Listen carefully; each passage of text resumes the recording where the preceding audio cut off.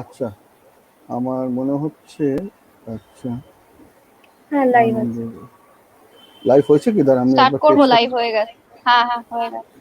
পেজটা কি দাঁড়ান পেজটা খুলে হ্যাঁ লাইভ লাইভ না I'm going to start now, okay? Okay.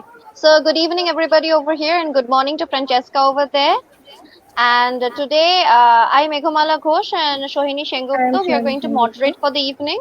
Our speaker for today is Dr. Francesca Ferrando. She has a PhD in philosophy and an MA in gender studies and is deeply passionate about the philosophy of technology, post-humanism, transhumanism, and gender studies. Currently an assistant professor of liberal studies at New York University. She's also the recipient of several honorary titles and awards, including the Premio Sainati in 2014. She's also the author of Philosophical Posthumanism and currently has another book in progress. We're delighted to have you here, and we're going to have so much fun listening to your session on posthumanism. So we have certain questions for you, since this is going to be a question and answer session.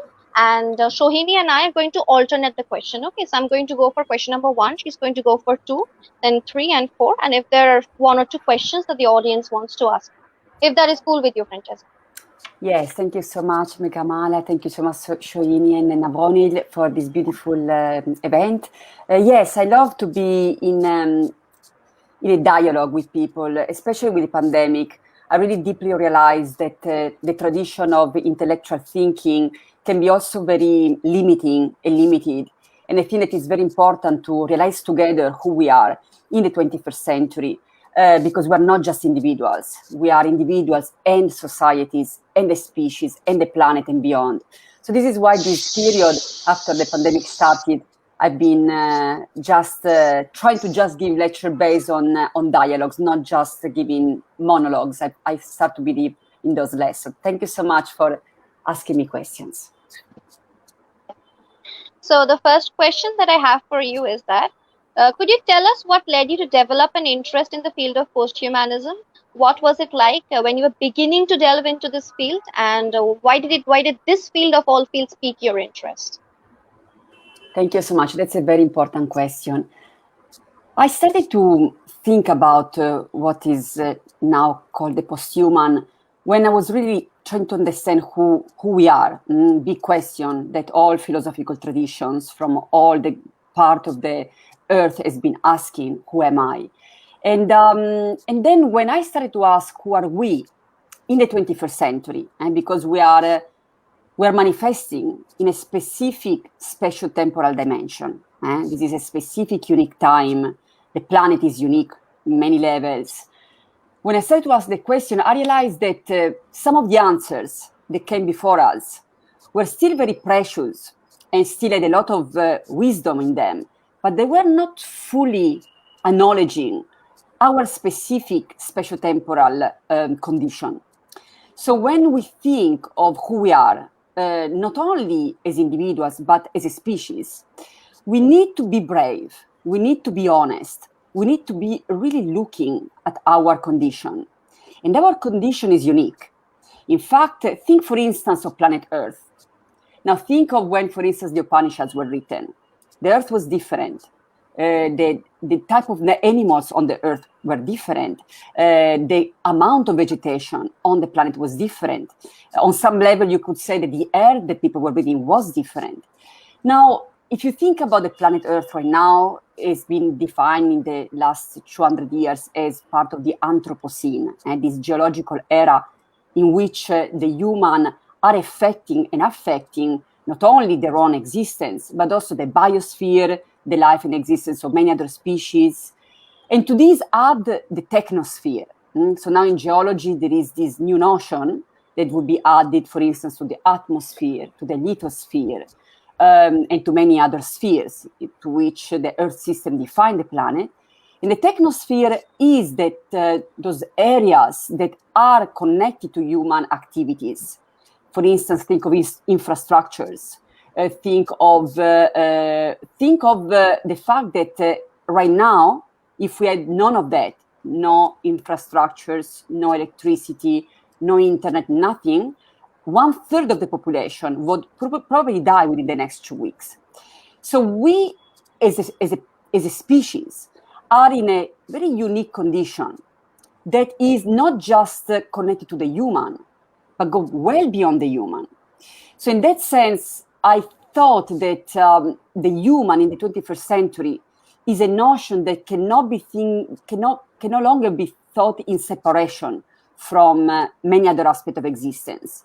And of course, you can say that mysticism, on some level, have always been addressing this point. But from a philosophical perspective, social perspective, political perspective, I would like to add 2 specific layers. Maybe I would say 3. One is the notion of the human is a plural notion. So the idea that the humans are many. Think of us in all the different backgrounds, experiences, embodiments that we have as humans. But also that humans are specifically located on a planet Earth, and we can live here. If we move to Mars, we would need technology in order to survive. So the fact that we are part of the planet, we are not just living on the planet. In that sense, the term ecology, it's a little bit misleading because oikos, come from Greek, means the home, and the home we inhabit, the place we inhabit. But the planet is much more than a place we just living on. It's who we are. And then, so I'd like to add the layer of ecology, although I do have a little, I can see that it may be a little limiting as a notion. And then the notion of technology. As I was mentioning before, at least a large amount of humans nowadays actually need technology in order to survive. And I'm not only talking about, for instance, humans who have technology inside of them, like pacemakers, or people who take, for instance, specific medicines in order to survive specific diseases, but even infrastructures, how food move around the globe, how water supplies, etc., etc. So in that sense, I think that as much as people who came before us shared a lot of wisdom with us, it is our duty to really think where we are at, not only for us, in order to make sure that we are making the right choices right now, but also for the people who are going to come after us and to help them understand where they're coming from. In that sense, I really realized that the post-human was the perfect frame to rethink in these open terms. Thank you so much for that lovely answer. I'll give it to Shohini to go to the next one. Yes, thank you so much, Francesca. That was a great answer. And borrowing from that, we figured out that technology is, after all, an inevitable part of our lives now.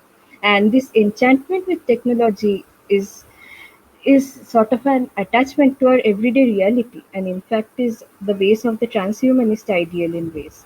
So, do you think this cohabitation with technology and our ever-evolving relationship with it can help us overcome socio-political and economic boundaries and provide us hope for a brighter future, or is it just a utopian imagination? Thank you so much, Shoini, for this wonderful question. I think that the question of technology is one of the probably most relevant questions that we can ask, of course, connected to others. Technology doesn't exist just on its own. So as I was mentioning before, I like, for instance, to rethink of humanity in relation to ecology and technology.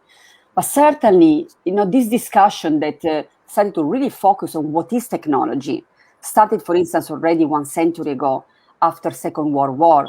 In fact, the Second World War was a war that was based on technology and ended in technology. Think of the atomic bomb and the reason why the war itself ended.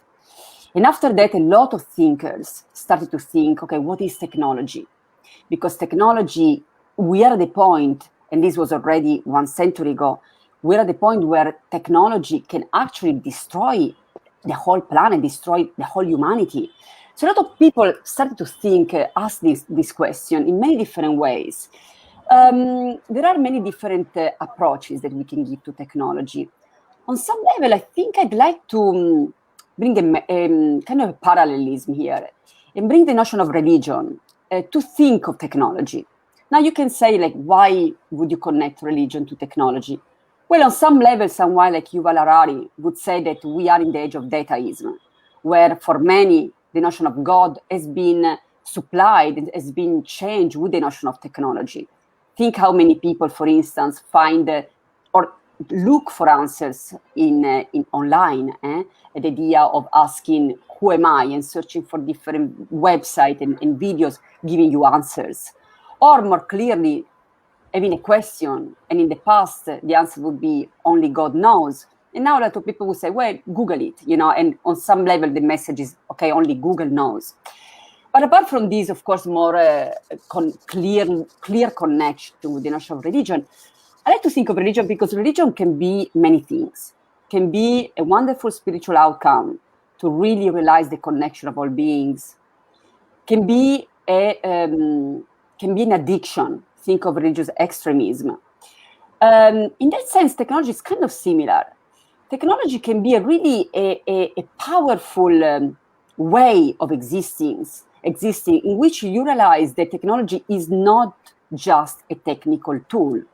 The technology is manifesting a way of existence, which is obvious right now, because this conversation some years ago would have not been possible, or it would have been possible in different terms. For instance, with physical presence, or for some people who are more advanced in different kind of sciences, maybe even telepathic communication. A lot of yogis in India show that that's possible. But this kind of communication, as we are manifesting right now, is a unique outcome of of the poetic power of technology. So in that sense, technology cannot be thought just as a tool. It is a way of manifesting existence that is unique. Let's think of this. If I have a piece of marble and I'm going to create a statue out of this, after, for instance, I create a statue of, let's say a flower, I cannot go back and do something else with that piece of marble. That's what I manifested. In that sense, technology is not just something that we are using, but is a way of manifesting existence in a specific way. It doesn't mean it is more or less than other ways, but is unique and there is no going back. Now, this, as I was saying, there is a lot of power of creativity, and I very much like here the notion of Leela from Hindu cosmologies and Hindu philosophies, the idea that it is a cosmic game that we are playing. And in that sense, technology is very clear. It's very clearly an asset of creativity and poetic power. Of course, because it's that can also be, for instance, an addiction, can be also a means of control. So, for instance, think of how many people, and I guess with the COVID pandemic, for the people who had access to, for instance, the internet, the problem of technological addiction became even more relevant and more serious, because all of a sudden you need technological devices for anything, to connect with others, to know how the pandemic is going. Even sometimes to get your own food. Some people had food deliveries that, like they could order only through online means. Of course, I'm talking about people who had access to technology during the pandemic, and I am aware of the fact that it was a privilege for many and that many others did not have access to technology, and with a lot of issues that were also caused because of that. Now, technology per se can be many aspects, depending on what are the intention. Another aspect that technology can be is, for instance, a tool of control. So, for instance, think of surveillance capitalism. How many of the tools that we're using are created to make capital, to make money, to make data, and how this data is used and sold without many of us knowing about it, and without many of us even understanding the amount of capital that is made through our interactions online. So every time, even now, we are creating data, and this data is sold and is used, and this goes well beyond our knowledge and our understanding of technology. So in that sense, the idea that technology is just this wonderful tool that is going to take us out of our misery, as some transhumanist narrative would love to believe, I think it's very naive. I think it's is not very realistic. But of course, also another narrative in which technology is this evil that we should just try to escape and is going to, kill us all and take over. That also is based on this dichotomic, which means rigid dualistic view of existence, in which technology or is the plus or is the minus. I go for a different kind of approach, which is not based on any rigid dichotomy. And I see technology as manifesting many of the intentions that start with the human. Although I see technology transcending the human, and I am aware of the fact that even if the human gets extinct, technology is not going to get extinct with the human. Think, for instance, of the technosphere. It is going to outlive our species for millennia to come. So in that sense, technology, I think that the best way to reveal it, to describe it, is a way of revealing that has all to do with Lila, the cosmic game. Thank you. That was a wonderful answer, especially how you combine philosophy with the idea of technology and it outliving humanity. So, Meghmala will continue with the questions. Yeah, thank you, Francesca, for that answer. So for my next question, I'm going to refer to your book, Philosophical Post-Humanism, where you envision the human as a process rather than an essence, captured fascinatingly in your usage of humanizing. So could you elucidate on this idea of humanizing and why is the post for the human as a process? Thank you so much, Meghmala, for this question. So yes, when we are being socialized, and from a very young age start to be taught things, eventually we get to the point that we take the notion of the human for granted. So that when we are born without being able at first to describe ourselves through categories. So a very young person, a very young child, would probably not even describe themselves through their names. They would certainly not describe themselves through gender or race or species or anything like that. That is why on some level the child is completely open. And for so many traditions, the child also represents on some level the example of full wisdom. And then we start to be socialized, and we start to learn a lot of things. And many of the things are very good for us to understand a little more who we are and where we come from. But some of these categories that we are taught start to be taken probably a little too serious from many of us. And then we're going to see a lot of issues with these teachings, in which all of a sudden I'm taught that I am Indian or Italian or American or Hindu or Muslim or Christian or whatever. And some people take this to the far end of the spectrum of teaching, to the point that they start to think of themselves in complete separation from others. Now, this is also true for the notion of the human. And that's something that probably many people would not think at first. Because a lot of people are aware of the fact that racism and sexism and ethnocentrism, etc., come from an extreme understanding of partial differences. Because we're all different, but these differences are mild. We're all part of the human species, and we share 99.9 of our DNA, which is really a lot. And then these differences are there, but they're really not an obstacle for us to interact, to help each other, to connect, to be together, unless these differences are radicalized and for often other reasons: control, economic interest, etc., power, authority, etc. Now, the notion of the human in this understanding that came, I would say, from probably at least the last at least 100 years on, and think of all the movements of post-colonialism and feminism and critical race studies, etc. Think of also the disability activists. A lot of movements started to realize that these rigid dualisms were taught in order to support a specific system of power. For instance, think of colonialism. think how, for instance, the colonial power was based on human labor, on raw material, for instance, coming from India. Think of the cotton trade. Now, when we realize that a lot of these ideologies were not mere philosophies, but they were foundational to system of economic and political power, we are starting to realize much deeper the real consequences of an idea. Now, the same goes with the human. So I think that, with the notion of race and gender and ethnicity and religion and nationality, a lot of people would probably understand very clearly what we're talking about here.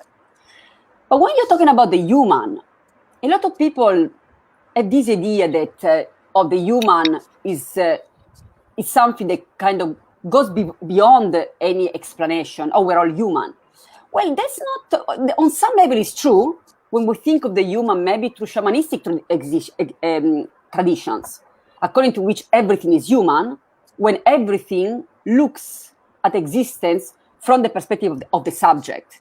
So, for instance, a non-human animal would think of themselves as humans because they are perceiving existence from their own understanding, from their own societies, from their own languages, from their own ways of communication. So in that sense, the human really gets expanded in shamanistic traditions and is not in any way related to a species, but it is related to the perspective of the one who is experiencing existence. So in my case right now, I'm looking at the screen and what I am experiencing is unique to my own manifestation. And the same goes for you. So in this moment, I am the subject of my own existence, and so you are. And of course, we are connected to this ocean that existence is. But for many other traditions, the human come, for instance, from a scientific background. Now, if we look at that notion of the human, which would be, for instance, Homo sapiens, we see a different story. This story is a story of categorization. And in this story of categorization, not all humans have been considered humans in the same way. For instance, even the person who coined the notion of Homo sapiens, which was Carol Linnaeus in the 18th century, he had many revisions of the notion of Homo sapiens. And the more he worked on it, the more he started to create a hierarchy of humans, according to which, at the very end of the story, the Europeans were the humans, and other categories were not as human as those white Europeans. This goes, of course, along with sexism and racism, goes along with the notion of the human, if traced back, for instance, to Latin and Greek traditions. Now, in the Latin tradition, that comes humanus, that was very much related to the notion of paideia, education, who was educated as a human, which is related again to the Greeks. So according to the ancient Greeks, to be human, which in Greek is anthropos, you had to be Greek. You could not be barbarian. And by barbarian, they meant anyone who was not Greek. Not only you had to be Greek, but you had to be educated. And obviously, slaves were not educated, women were not educated, children, young children were not educated. So at the very end of the story, we look at the notion of the human, as we usually take for granted, and we see that it's a different story. It's a story of hierarchical power, of hierarchical notions. Now, this is, of course, if we go into the intellectual scientific realm. I know that the human also brings some joy and some empathy in the idea that we're all humans no matter what. And that's a beautiful aspect of the human that I don't want to undermine here. But I also want for everyone to be aware that the notion of the human has been a process of humanizing very much related to the notion of civilization. So not every human being has been considered as human as others. In the history, for instance, the age of contact, that previously was described as the age of discoveries, that was pretty insulting because if you were a Native American or a Native African, you were not you were there and then you were discovered by the Europeans. So rather the notion of age of contact. But in the age of contact, there were huge debates about between it to come and native people. For instance, Native Americans or Africans, are they humans or not? Are they subhumans? Is someone a natural slave or not? And this sounds very insulting at the time, but comes already with Aristotle. According to Aristotle, some humans are slaves by nature. And Aristotle is also one of the founding philosophers that is considered, the base of the tradition of science. So I'm here not to just dismiss anyone who came before us, because of course everyone comes from specific cultural backgrounds, historical background. But I'm here to say that we should be very aware of the traditions in which we lay our understanding of existence, and always try to have a critical and also generative view on things. So not just take things for granted, look more into that, and also have some compassion, and also have some originality, and also have some courage to be able to say what you are realizing. Because people before us said what they were realizing, and it was not necessarily always very enlightening and very wise. So I would say that it is important to look at the history of ideas. It is important to look at the history of science, but also let's just not stay just there, and look at other traditions that are not written. Look at the other traditions that go beyond the tradition of academia. So in that sense, the human as a process allows for all of this. Thank you so much, Francesca, for that answer. That really is quite inspiring. And I'll go on to Shohini for the last question, please. Yes, so we are now at the final stage of our discussion, and I'll go ahead with the last question. So, as you already mentioned, that any attempt at decentering the Western anthropocentric civilizational discourse, which is what post-humanism attempts, naturally brings to mind other philosophies and activisms which attempt to speak from the margins. So, how do you connect post-humanistic inquiries to gender, race, and empire? Thank you so much, Shoini, for this important question. It is a crucial question, because if we keep doing what some people are still very comfortable doing, which is criticizing the history of the Western canon through the Western canon. So let's say that now I underline that Kant was sexist and racist, but I still only stay within Kant and stay within a specific tradition. I think that it's a never-ending circle. It's a cycle that I'm not interested in, because it's only recognizing those same voices, and all of a sudden, instead of the plus, they're giving the minus, but they are still at the center of the discussion. Now, that's as again we were mentioning before, in the Lila game, you are allowed to play any game you want, but I'm not interested in that game, because that game doesn't help me to really understand who I am. Now, it is true that to understand who I am, to me, it was also very important to learn about all these thinkers, and for instance, how their sexist and racist views were embedded in our society today. Because if we don't learn that part of the history, we don't understand why so many humans are faced with racism and sexism and economic conditions that do not allow them to sometimes even have enough to eat. So that part of the story needs to be understood. Because much of the material condition in which many humans find themselves today is the result of colonial power, these inequalities, long history of racism, long history of sexism, etc., etc. But cannot be the end of the story. And in this, it is extremely important that posthumanism does not only stay in a criticism of the Western canon. If that's the case, I would not be interested in that. I also would like to say that, of course, what is the Western canon? That's a crucial question as well, and a lot of voices have been excluded and marginalized within the Western canon as well. A lot of voices have been killed within the Western canon. Think of the whole history of Gnosticism.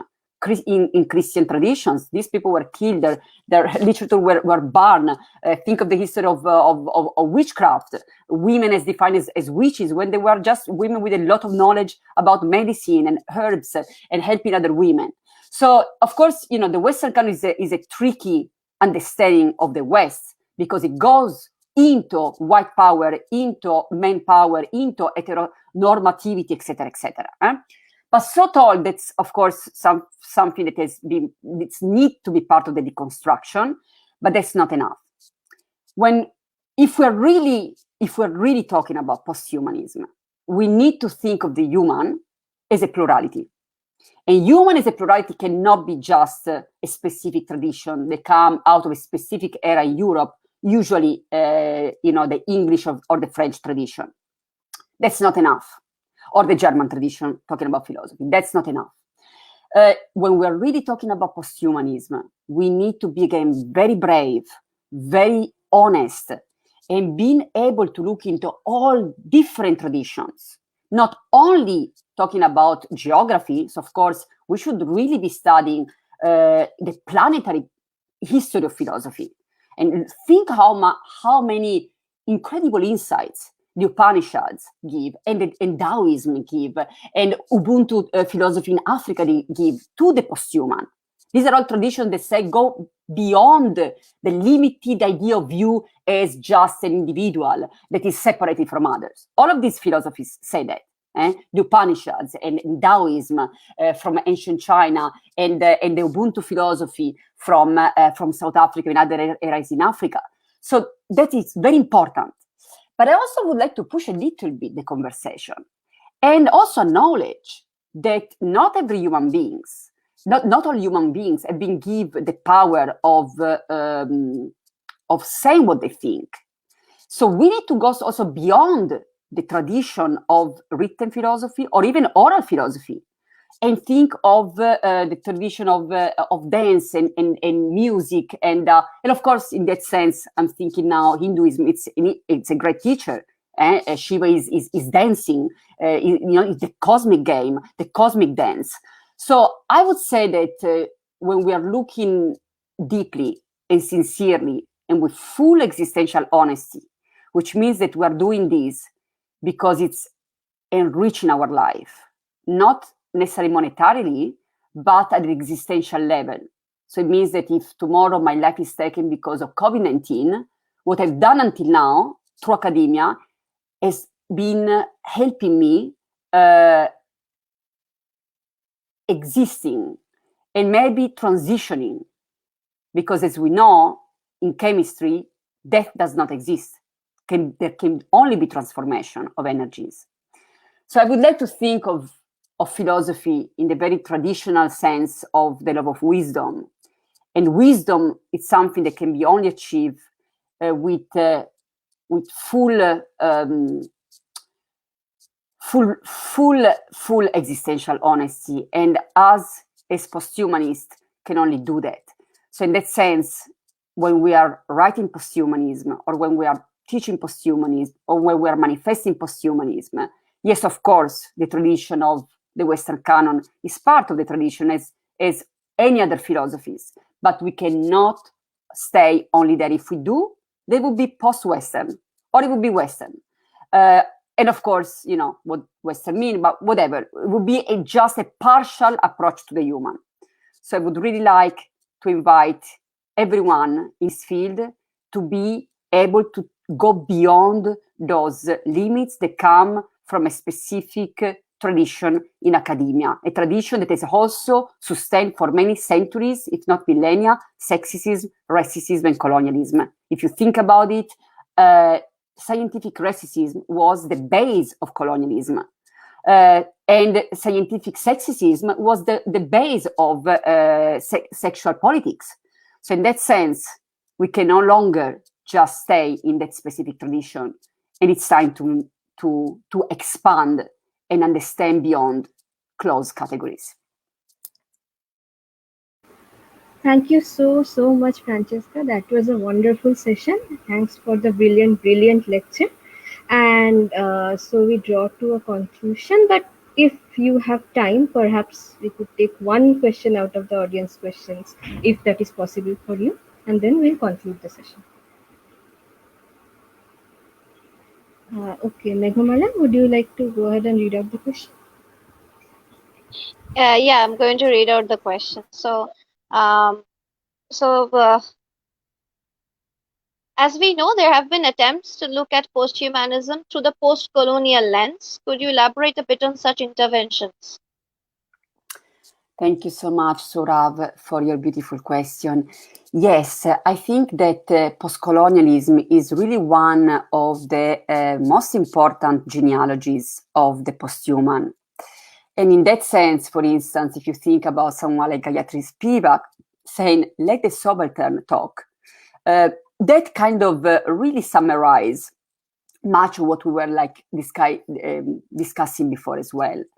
So when we are thinking of post-human, and when we're thinking of the human as a plurality, we can no longer just refer to a specific tradition that is also the tradition that have been manifesting colonialism and sexism and racism, and if you go earlier than that, slavery even. So I would like to say that post-colonialism is one of those really sources that gave birth to the post-human. Another source here, of course, is, for instance, feminism. Postmodernism is another one. Of course, these are all very, very related. They were all coming in the late 90s. In the early 90s, that's when we are starting to see the development of posthumanism as critical posthumanism and cultural posthumanism. Philosophical posthumanism comes a little bit later on. But, you know, post-colonial studies started from the 70s, postmodernism from the 70s, and also feminism really brought the understanding of the plurality of voices.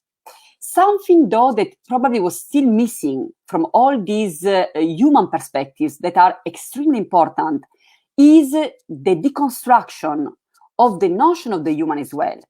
And this is very, it's very obvious on some level to understand, because all these categories previously had not been acknowledged as human.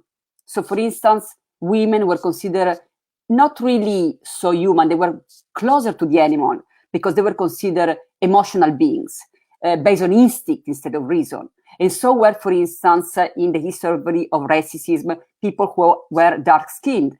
They were considered closer to the animal.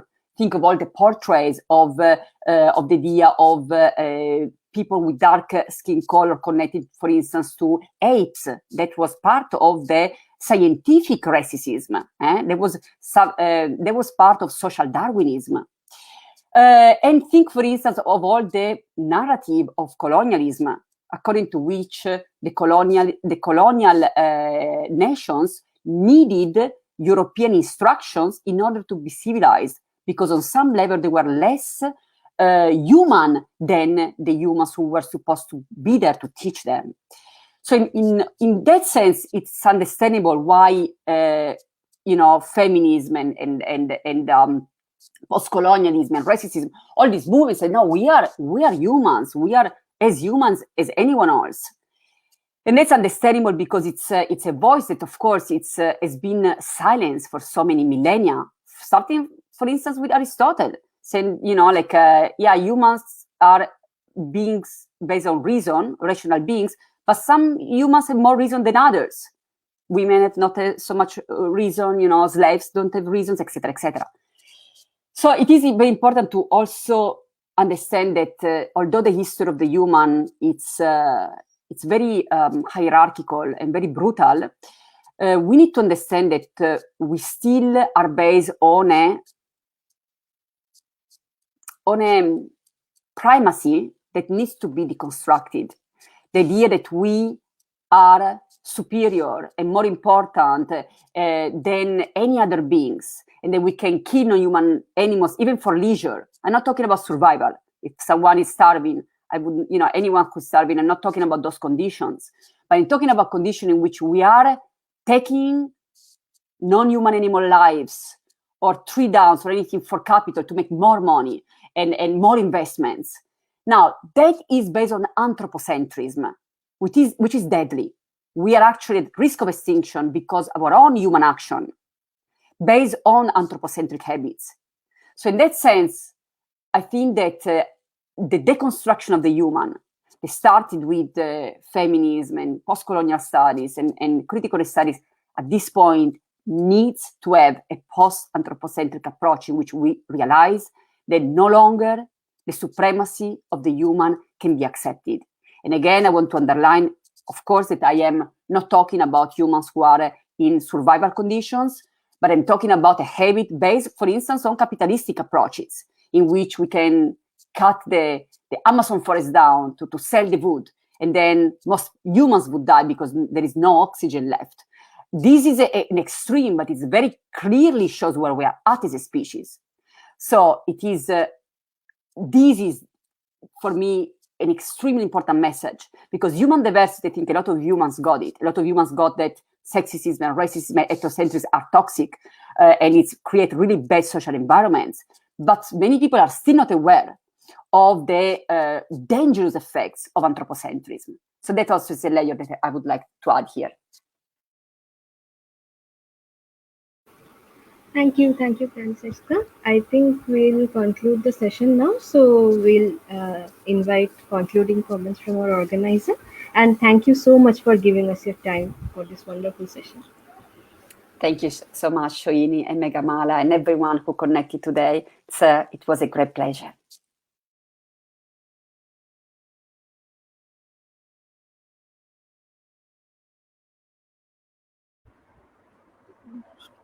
Okay, thank you so much, Francesca, for this wonderful lecture.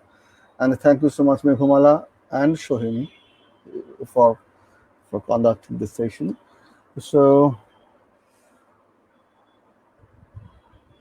I would like to add one thing, that is our next webinar is on 16th of April, that is next week, on Hesnam Kanhailal. And we will share all the information in our Facebook page. And thank you. Okay. Thank you, Francesca. Thank you so much. I would like to add one more thing here, is that I'm very grateful to the post-human community in India, who is doing a wonderful job in relation to post-humanism. And I would also like to say that I'm very happy to mention that I'm also part of the Post-Humanism Indian network. You can find it online. And there is a conference coming up in June, if you're interested, which specifically reflects on post-humanism in relation to India and to the Indian subcontinent. So again, thank you so much, Navoli, Shuini, Megamala, and everyone connected to A-ANANDA group.